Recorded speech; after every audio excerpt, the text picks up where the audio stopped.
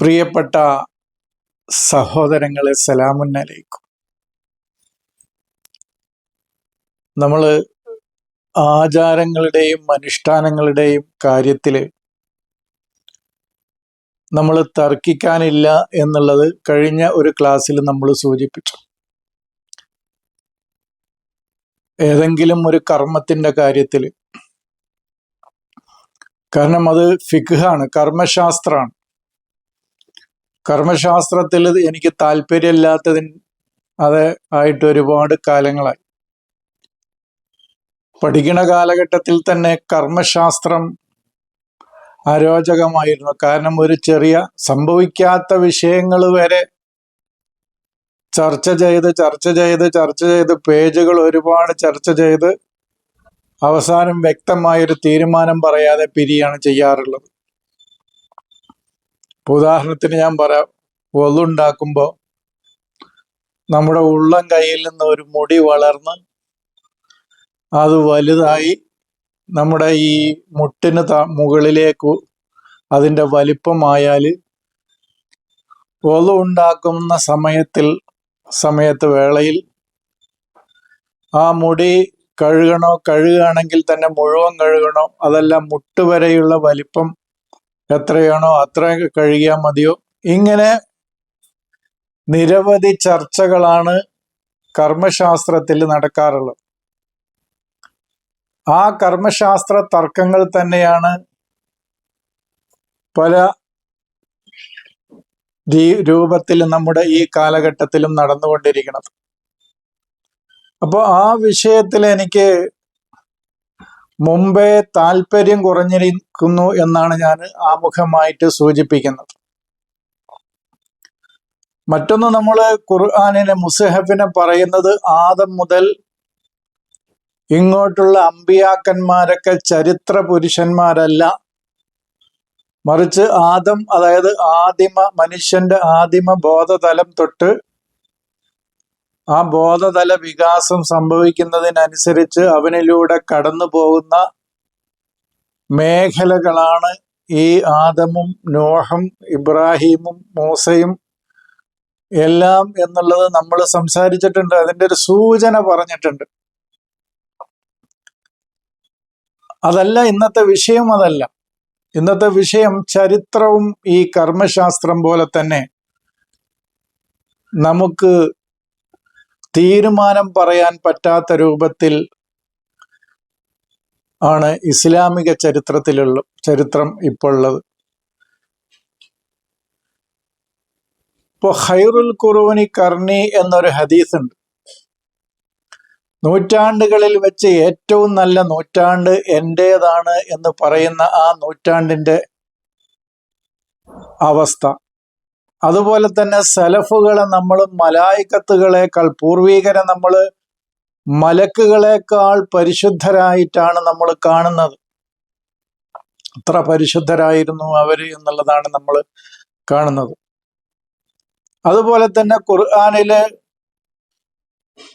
ഒരു മുഅ്മിനിനെ മനഃപൂർവ്വം കൊന്നാൽ ആ കൊന്നവന്റെ പ്രതിഫലം ജസാഉ ജഹന്നം എന്നാണ്. വമൻ ഖതല മുഅ്മിനൻ മുതഅമ്മിദൻ ഫജസാഉഹു ജഹന്നം. അവന്റെ പ്രതിഫലം ജഹന്നമാണ്, നരകമാണ് എന്നാണ് അതിന്റെ ബാഹ്യാർത്ഥം.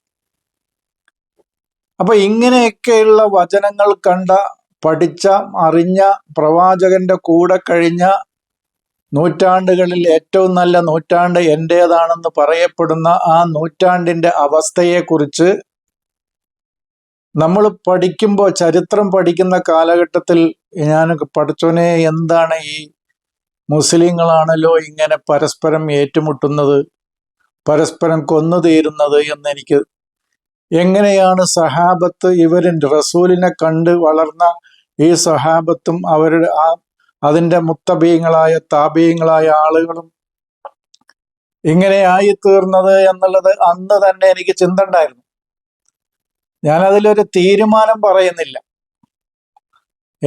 ഏതാണ് ശരി, ഏത് ഭാഗത്താണ് ശരി, ഏത് ഭാഗത്താണ് തെറ്റ്, അതല്ല ഇത് ഫാബ്രിക്കേറ്റഡ് ആയ ഒരു ചരിത്രമാണോ എന്നൊന്നും ഇപ്പം ഞാനായിട്ട് തീരുമാനം പറയുന്നില്ല. കാരണം ആ ചരിത്രം എഴുതിയ ആളുകളെ തന്നെ എൻ്റെ സഹോദരങ്ങളൊന്ന് അന്വേഷിച്ചറിയണം. ആരാണ് ഈ ചരിത്രം രചിച്ചത് എന്നുള്ളതൊക്കെ. ഇപ്പോ ഉമർ റളിയല്ലാഹു അൻഹു കൊല്ലപ്പെടുന്നു, അത് വിടാം നമുക്ക്. അതിനുശേഷം ഇപ്പൊ ഉസ്മാൻ ഇബ്നു അഫ്ഫാൻ കൊല്ലപ്പെടുന്നത് മുസ്ലിങ്ങളാൽ തന്നെയാണ്.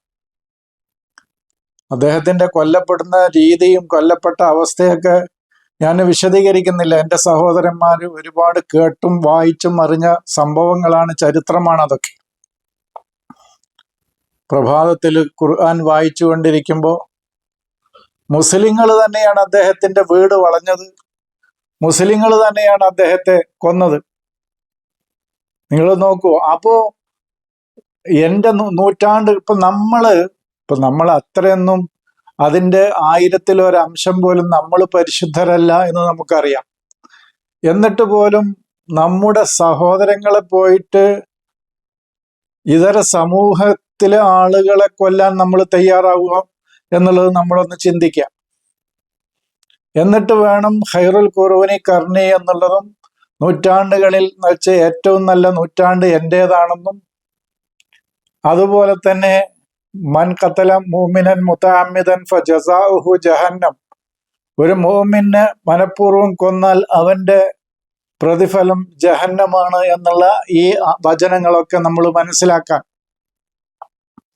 അസ്ഹാബി കന്നുജും, എൻ്റെ സഹാബത്ത് നക്ഷത്രങ്ങളെ പോലെയാണ് എന്നൊക്കെ പറഞ്ഞ അതിൻ്റെ ഹദീസുകളുടെ ബാഹ്യാർത്ഥത്തിൽ നമ്മൾ മനസ്സിലാക്കുമ്പോൾ എങ്ങനെയാണ് അതൊക്കെ നമുക്ക് ഉൾക്കൊള്ളാൻ കഴിയുക എന്നുള്ളത് എൻ്റെ സഹോദരങ്ങൾ ചിന്തിക്കാം. ഇപ്പൊ നിങ്ങൾ നോക്കൂ, അതിനുശേഷമുള്ള ചരിത്രം നോക്കൂ. അതിനുശേഷമുള്ള ചരിത്രം അലി റളിയല്ലാഹു അൻഹുവും ആയിഷ റളിയല്ലാഹു അൻഹയും തമ്മിൽ ജമലിൽ വെച്ച്, ജമൽ എന്ന് പറഞ്ഞ ഒട്ടകം, ആ ഒട്ടകപ്പുറത്ത് ആയിഷ ബീവി വന്ന് യുദ്ധം നയിച്ചത് കൊണ്ടാണ് ആ യുദ്ധത്തിന് അങ്ങനെ പേര് വന്നത് എന്നൊക്കെ എൻ്റെ സഹോദരങ്ങൾക്ക് അറിയാം. അപ്പോ ആയിഷ ബീവി ആരാണെന്ന് നമുക്കറിയാം, നബിയുടെ ഭാര്യ, ഉമ്മഹാത്തുൽ മോമിനാത്താണ് എന്ന് നമുക്കറിയാം, ഉമ്മഹാത്തുൽ മോമിനീനാണ്.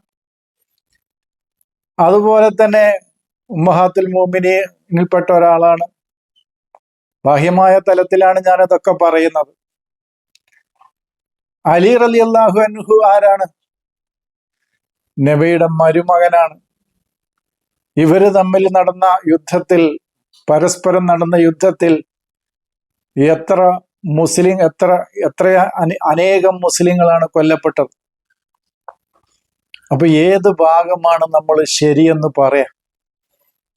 അതാണ് ഞാൻ പറയണ്ടത്. എനിക്ക് നമ്മൾ പഠിക്കുന്ന കാലത്ത് തന്നെ ഈ ചരിത്രം ഞാൻ അന്ന് എന്നിട്ട് ചോദിച്ചു, ഗുരുനാഥ്, ഈ ചരിത്രം എഴുതിയ ആളെ നമ്മൾ ഒന്ന് പരിശോധിക്കേണ്ടതില്ലേ എന്ന് ചോദിക്കേണ്ടായി. അതല്ല, ഇത് സത്യമായ ചരിത്രം തന്നെയാണോ എന്നൊക്കെ അന്ന് തന്നെ അന്വേഷിച്ചിരുന്നു ഞാൻ. പിന്നെ അത് വിട്ടു. അതിന്റെ പിറകെ നമ്മൾ എന്തിനു പോകുന്നു എന്നുള്ള ആ തലത്തിലേക്ക് നമ്മൾ വന്നപ്പോൾ പിന്നെ ആ വിഷയങ്ങളൊക്കെ വിട്ടു. അപ്പൊ ജമൽ യുദ്ധത്തിന്റെ അവസ്ഥ അതാണ്. പിന്നെ അതിനുശേഷം നിങ്ങൾ നോക്കൂ, സിഫീൻ യുദ്ധം. സിഫീൻ യുദ്ധം എന്ന് പറയുന്നത് ഒരു ഭാഗത്ത് അലി റളിയല്ലാഹു അൻഹുവും മറുഭാഗത്ത് ആരാ? മുആവിയ റളിയല്ലാഹു അൻഹു ആണ്. അങ്ങനെ മുആവിയ റളിയല്ലാഹു അൻഹു നമുക്കറിയാം, ഇവർ അബു സുഫിയാന്റെ പുത്രൻ മുആവിയത്ത് ബിൻ അബി സുഫിയാനാണ്. സിഫീനിൽ ഏറ്റുമുട്ടുകയാണ്. നിരവധി മുസ്ലിങ്ങൾ അതിൽ കൊല്ലപ്പെട്ടു. അത് ചരിത്രം നമുക്കറിയാം. അപ്പോൾ ഏത് ഭാഗമാണ് ശരി എന്ന് നമ്മൾ എങ്ങനെ പറയും? ഷിയ വിഭാഗത്തിൽ നിന്നുകൊണ്ട് ആളുകൾ പറയും അതാണ് ശരി, അഹ്ലു സുന്നയിൽ നിൽക്കുന്ന ആളുകൾ പറയും മറുഭാഗമാണ് ശരി, ഷിയ തെറ്റാണെന്ന് പറയും. ഇങ്ങനെ ഈ തർക്കം ഇന്നും നിലകൊള്ളുന്നു. നമുക്ക് ഈ തർക്കങ്ങളിൽ താല്പര്യമില്ല എന്ന് പറഞ്ഞതുകൊണ്ട് ഏതെങ്കിലും ഒരു വിഭാഗത്തോട് അസഹിഷ്ണുത കാണിക്കുകയാണ് ഞാൻ ചെയ്യുന്നത് എന്ന് നിങ്ങൾ മനസ്സിലാക്കരുത്. ആ വിഷയങ്ങളിൽ എനിക്ക് താല്പര്യമില്ല എന്നാണ് ഞാൻ അതിൽ പറഞ്ഞത്. ഇങ്ങനെ ഇത്തരം കർമ്മശാസ്ത്രത്തിൻ്റെയോ ചരിത്രത്തിൻ്റെയോ പിൻബലത്തിൽ ഈ നടന്ന കാര്യങ്ങളിൽ ഏതെങ്കിലും ഒരു ഭാഗത്ത് നിന്നുകൊണ്ട് മറുഭാഗത്തെ കുറ്റം പറയാൻ എനിക്ക് താല്പര്യമില്ല. എനിക്ക് മാനവിക മൂല്യങ്ങൾ ഉൾക്കൊണ്ടുകൊണ്ട് ജീവിക്കുന്ന ആ വായനയിലും ആ രീതിയിലുമാണ് എനിക്ക് താല്പര്യം എന്നാണ് ഞാൻ സൂചിപ്പിച്ചത്. അല്ലാതെ ഒരു വിഭാഗം എൻ്റെ സഹോദരങ്ങളും മറുവിഭാഗം എൻ്റെ സഹോദരങ്ങളും അല്ലാതെയുമായി എന്നല്ല അതിൻ്റെ അർത്ഥം. എനിക്ക് അത്തരം ഈ കാര്യങ്ങളിൽ താല്പര്യമില്ല എന്നാണ്. അനുഷ്ഠാനാചാരങ്ങളുടെ കാര്യത്തിൽ താല്പര്യമില്ല. അതിൽ എനിക്ക് വലിയ അതിനോട് എനിക്ക് വലിയ താല്പര്യം കാണിക്കുകയോ അതിൽ ഇടപെടുകയോ ചെയ്യാൻ എനിക്ക് ഉദ്ദേശമില്ല എന്നാണ് അതിൻ്റെ അർത്ഥമുള്ളൂ. അല്ലാതെ എല്ലാ മനുഷ്യരും നമ്മുടെ സഹോദരങ്ങൾ തന്നെയാണ് എന്ന ആ കാഴ്ചപ്പാടിൽ തന്നെയാണ് ഞാൻ ഇപ്പോഴും ഉള്ളത്. ആരിലെയും നന്മ കാണണം എന്നുള്ളതിൽ തന്നെയാണ് നമ്മൾ ഇപ്പൊ നിലകൊള്ളുന്നത്. അപ്പൊ ഞാൻ പറയണത് അതാണ്, സിഫീൻ യുദ്ധം. ഇനി നോക്കൂ നിങ്ങൾ, റസൂലിന്റെ പേരക്കുട്ടി ഹുസൈൻ റളിയല്ലാഹു അൻഹുവിന്റെ തല അറുത്ത് കൊല്ലാണ് ചെയ്തത്. അതിന്റെ ആ ക്രൂരമായ കൃത്യങ്ങളൊക്കെ വിവരിക്കുന്ന ചരിത്രം വായിച്ച ഹൃദയഭേദകമാണത്. അതൊക്കെ നമ്മൾ ഒരുപാട് വായിച്ച് തള്ളിയ ചരിത്രങ്ങളാണ് അതൊക്കെ. പിന്നെ ആ ഹുസൈൻ റളിയല്ലാഹു അൻഹു കൊല്ലപ്പെട്ട ഉണ്ടായ ജനരോഷം, ആ സൗറത്ത്, ആ വിപ്ലവം, ഇഹ്മാദ് അടിച്ചമർത്താൻ വേണ്ടിയിട്ട്, അതിനെ കെട്ടടക്കാൻ വേണ്ടിയിട്ടുണ്ടായ അൻസാറുകളുടെയും മുഹാജിറുകളുടെയും ഇടയിലുണ്ടായ സംഘർഷത്തിൽ നിന്ന് കൊല്ലപ്പെട്ടത് എത്രയെന്ന് 700-ലധികം ആളുകളാണെന്ന് വധിക്കപ്പെട്ടത് മുസ്ലിങ്ങളുടെ രണ്ടു ഭാഗത്തു നിന്നും. അപ്പോൾ നമ്മൾ എന്താ പറയാ മദീനയിൽ? അപ്പോൾ നമ്മൾ ഈ ഏത് ഭാഗത്താ നിൽക്കുക? അപ്പോൾ ഇത്തരം പ്രശ്നങ്ങളിൽ എനിക്ക് താല്പര്യമില്ല എന്നാണ് എൻ്റെ സഹോദരങ്ങളോട് ഞാൻ പറയണത്. അപ്പൊ ഏതെങ്കിലും ഒരു 1, 2 ആണോ 3 ആണോ 5 ആണോ സിംഗിൾ ആണോ ഡബിൾ ആണോ, അതില് ചെയ്യുന്ന ആളുകൾ ചെയ്തോട്ടെ എന്നുള്ളതാണ്. ഒരു കാലഘട്ടത്തില് അത് ചെയ്യരുത് എന്ന് പറഞ്ഞ വ്യക്തിയാണ് ഞാൻ. മനസ്സിലായോ?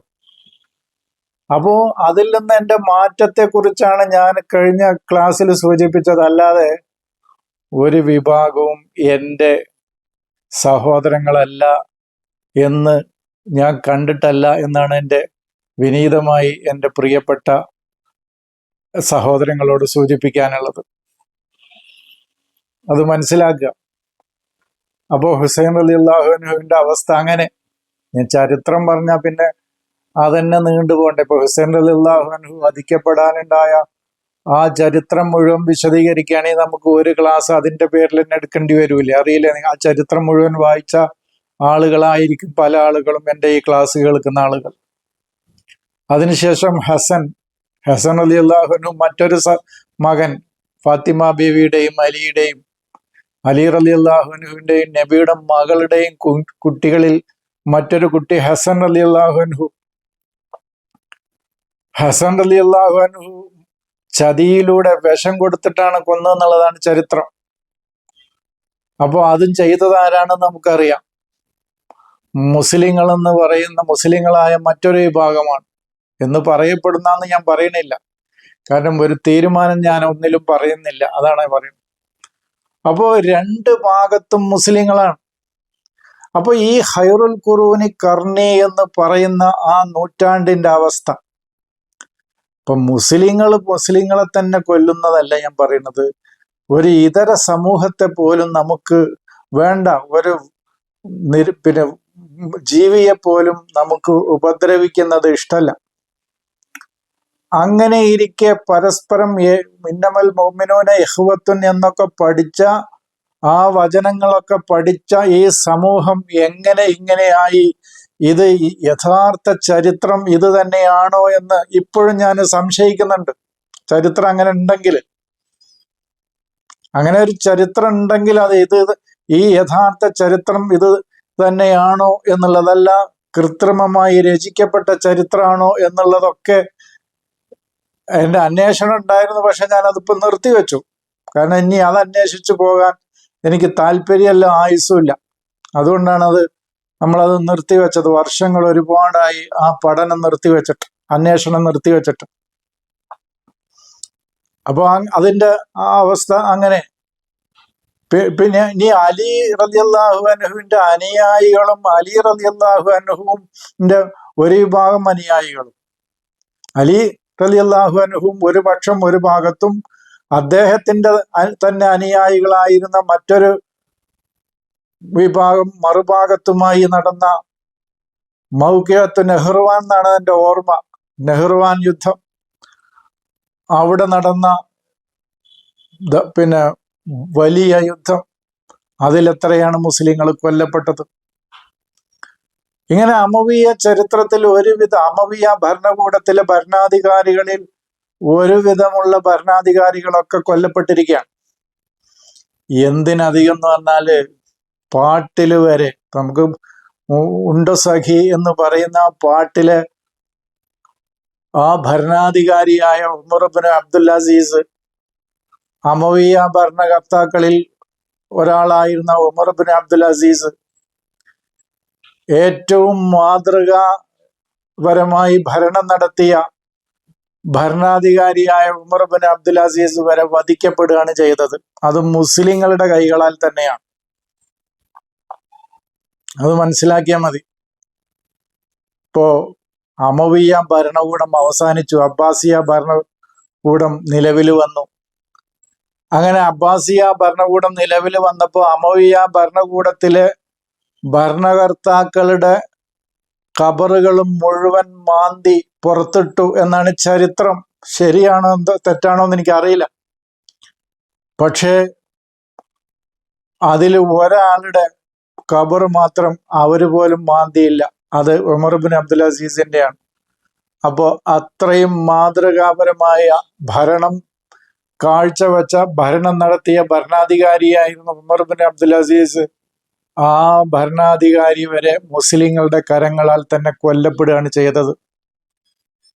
ഇനി ഇങ്ങോട്ട് പോരുകയാണെങ്കിൽ അബ്ബാസിയ ഭരണകൂടം അശറത്തുൽ മുബശ്ശിരീൻ എന്ന് പറയുന്ന 10 ആളുകൾക്ക് സ്വർഗം കൊണ്ട് വാഗ്ദാനം ചെയ്യപ്പെട്ടിരിക്കുന്നു എന്ന് പറയുന്ന ആ 10 ആളുകളിൽ ത്വൽഹത്തിനെയും സുബൈർ, ഈ 2 ആളുകൾ മറ്റു മുസ്ലിങ്ങളുടെ കൈകളാൽ തന്നെയാണ് കൊല്ലപ്പെട്ടത്. അപ്പോ സ്വർഗം കൊണ്ടൊക്കെ വാഗ്ദാനം ചെയ്യപ്പെട്ട ത്വൽഹയും 10 ആളുകൾക്ക് നബി സ്വർഗം വാഗ്ദാനം ചെയ്തു എന്ന് പറഞ്ഞ ഒരു ഹദീസ് ഉണ്ടല്ലോ. അശറത്തുൽ മുബശ്ശിരീൻ എന്നാണ് അതിനെ പറയാ. ആ 10 ആളുകൾക്ക് അശറത്തുൽ മുബശ്ശിരീന ബിൽ ജന്നത്തി. അപ്പോ ആ 10 ആളുകളിലെ 2 ആളുകളാണ് ത്വൽഹയും സുബൈറും. ഈ 2 ആളുകൾ വരെ മുസ്ലിങ്ങളുടെ കരങ്ങളാലാണ് കൊല്ലപ്പെട്ടത്. ഇനി ഈ ചരിത്രത്തിന്റെ ഓരോ ഇഴയും പിരിക്കാൻ നിന്നാല് നമുക്ക് സമയം അതിനില്ല, അതിന് താല്പര്യമില്ല. അപ്പോ ഇസ്ലാമിക ചരിത്രം എന്ന് പറയുന്നത്, ഫഹ്മത്തുല്ലൈൽ എന്ന് പറയുന്നത്, അങ്ങനെയാണ് ഒരു പുസ്തകത്തിൽ എഴുതിയത്, അന്ന് വായിച്ചത് ഓർക്കുന്നു. ഈ രാത്രിയുടെ കൂരിരുട്ട് എന്നാണ് ഫഹ്മത്തുല്ലൈൽ എന്ന് പറഞ്ഞാൽ. രാത്രിയുടെ കൂരിരുട്ടിനേക്കാൾ സവാദായ കറുത്ത താരീഖാണ് ഇസ്ലാമിക ചരിത്രം എന്നുള്ളത് ഒരു പുസ്തകത്തിൽ എഴുതി വായിച്ചതായിട്ട് എനിക്ക് ഓർമ്മയുണ്ട്. അതിന്റെ ആ വാക്ക് അങ്ങനെയാണ്. ഫഹ്മത്തുല്ലൈലിനേക്കാൾ സവാദായ കറുത്ത താരീഖാണ് ഇസ്ലാമിക ചരിത്രം എന്നാണ്. അപ്പോ ആ ചരിത്രം നമ്മൾ പരിശോധിച്ച് അതിൻ്റെ ശരി തെറ്റുകൾ കണ്ടെത്തി ആരാണ് ശരി ആരാണ് തെറ്റ് എന്ന് വിധി പറയാൻ കർമ്മശാസ്ത്രത്തിന്റെ നൂലിഴകൾ ഓരോന്നും പിരിച്ച് അതിലേതാണ് ശരി ഏതാണ് തെറ്റ് എന്ന് തീരുമാനം പറയാൻ എനിക്ക് താല്പര്യമില്ലാത്തതുപോലെ തന്നെ ഇതിലും താല്പര്യമില്ല എന്നാണ് ഞാൻ സൂചിപ്പിച്ചതിൻ്റെ ആകത്തുക. ഇപ്പോൾ ഹദീസിന്റെ സനത് നോക്കിയിട്ട് വേണം സ്വീകരിക്കാൻ എന്ന് പഠിക്കുന്ന കാലത്ത് ഉസൂലുൽ ഹദീസ് പഠിക്കുമ്പോൾ പഠിച്ചിരുന്നു. അന്ന് തന്നെ എൻ്റെ സംശയം ഉണ്ടായിരുന്നു. കാരണം റസൂലിൽ നിന്ന് തുടങ്ങി സിഹാ ഉസിത്ത എന്നാണ് പറയണത്, സബ് എന്ന് പറയുന്നവരുണ്ട്. 6 സഹിഹായ ഗ്രന്ഥങ്ങളാണ് എന്ന് പറയുന്നുണ്ട്. ബുഖാരി തൊട്ടിട്ട് 6 ഗ്രന്ഥങ്ങൾ പറയുന്നുണ്ട്, സബും പറയുന്നുണ്ട്. അത് പോട്ടെ, ആ തർക്കത്തിന് വരെ ഞാനില്ല എന്നർത്ഥം. അപ്പോൾ ഈ സിഹാവുസിത്ത്, അതായത് റസൂലിന്റെ കാലഘട്ടത്തിന് ശേഷം 250 വർഷങ്ങൾക്ക് ശേഷം എഴുതപ്പെടുന്ന ഈ കാലയളവ് വരെ ആരിൽ നിന്ന്, പിന്നെ റസൂലിൽ നിന്ന് അവിടെ നിന്ന് ആ തലമുറയിൽ നിന്ന് പിൻതലമുറയിലേക്ക്, അവിടുന്ന് അടുത്ത തലമുറ, അടുത്ത തലമുറ, ഇങ്ങനെ ഈ ഹദീസ് കേട്ട് കേട്ട് കേട്ട് കേട്ട് ഇങ്ങനെ വരുന്ന ആളുകളുടെ ചരിത്രവും അവരുടെ സത്യസന്ധതയും അവരുടെ കളവുകളും, ആരൊക്കെ കള്ളന്മാരാണെങ്കിലും കളവ് പറഞ്ഞവരാരൊക്കെയുണ്ട്, കളവ് പറയാത്തവരാരൊക്കെയുണ്ട് എന്ന് പരിശോധിച്ചിട്ട് അതിൻ്റെ സനത് പരിശോധിച്ച് ഒരു ഹദീസ് സ്വീകരിക്കാൻ ഒരു പുരുഷായുസ് കൊണ്ട് ഒരു സാധാരണക്കാരനെന്നല്ല, ഈ രംഗത്ത് ഗവേഷണം നടത്തുന്ന, പഠനം നടത്തുന്നതുമായ പണ്ഡിതന്മാർക്ക് പോലും സാധ്യമല്ല എന്നാണ് എനിക്ക് സൂചിപ്പിക്കാനുള്ളത്. അപ്പോൾ ഇതാണ്, ഇത്തരം വിഷയങ്ങളിലല്ല, ഇതിൻ്റെ ആത്മീയമായ തലത്തിലാണ്, അതിൻ്റെ മാനവികമായ മൂല്യങ്ങളിലാണ് എനിക്ക് താല്പര്യമുള്ളൂ. ആ വായനയാണ് നമ്മളിവിടെ നടത്തിക്കൊണ്ടിരിക്കുന്നത്. അല്ലാതെ ഒരു വിഭാഗത്തോടും, അത് ഏത് വിഭാഗമായാലും അവർ നമ്മുടെ സഹോദരന്മാർ തന്നെയാണ് എന്നാണ് എനിക്ക് സൂചിപ്പിക്കാനുള്ളത്. ചരിത്രത്തിൻ്റെ ഒരു ചെറിയ ഒരു വക്കത്തുകൂടി ഞാൻ വെറുതെ ഒന്ന് പോയി നോക്കിയതാണ്. ഇനി അബ്ബാസിയ ഭരണകാലം, ഉസ്മാനിയ ഭരണകാലം, ഫാത്തിമിയ ഭരണകാലം, അവിടെയൊക്കെ ഉണ്ടായ ആ ചരിത്രങ്ങളിലൂടെയൊക്കെ നമ്മളൊന്ന് പോയി നോക്കിയാൽ അവിടെയൊക്കെ നടന്ന കലാപങ്ങൾ, വധങ്ങൾ ഒക്കെ നമുക്ക് ഒരുപാട് പറയേണ്ടി വരും. ഇത്രയും പറഞ്ഞുകൊണ്ട് ഞാൻ അവസാനിപ്പിക്കുകയാണ്. സലാം.